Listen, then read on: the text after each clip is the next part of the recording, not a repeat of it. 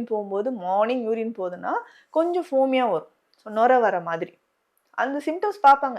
Ma'am எனக்கு 6 மாசமா நொரை போயிட்டு தான் இருக்கு. நான் கண்டுக்கலன்னா புரோட்டீன்யூரியா கண்டிஷன் அது. புரோட்டீன் உடம்புல இருந்து வெளில போயிட்டு இருக்கு. இதுதான் ஃபர்ஸ்ட் சைன் உனக்கு தெரியுதே. ஏங்க நீங்க இது ஏதோ எனக்கு ஒண்ணும் தெரியல மேம். ஏதோ நொரை போகுதுன்னு விட்டுட்டேன் அப்படின்னு சொல்லுவாங்க. அது மெயின் ரொம்ப மெயின். அதுக்கப்புறம் கால் வீக்கம் தெரியும். கால் பாதத்துக்கு மேல ஃபீடல் எடிமான்னு சொல்லுவோம். வீக்கம் தெரியும். இல்ல டைஜஷன் சரியா ஆகாது. வாமிட்டிங் சென்சேஷன், அடிக்கடி தலைவலி வர்றது, ஃபீவர் வரும். ஃபீவர் வர்றது, சடனா உடம்பு வேர்த்த மாரி ஆயிடும். ஸோ உடம்பு அடிக்கடி உப்பு பூத்துச்சுன்னு சொல்லுவாங்க தெரியுங்களா? அந்த மாதிரி ஒரு வெண்மை நிறத்துல இருக்கிறது, சின்ன சின்னதா கட்டிகள், பிம்பிள்ஸ் வர மாரி வரும். ஸோ இது எல்லாமே கிட்னி வந்து ஃபெயிலியரா ஆகப்போது, அது வந்து டேமேஜ் ஆயிட்டே இருக்கிறதுக்கான ஒரு சிம்டம்.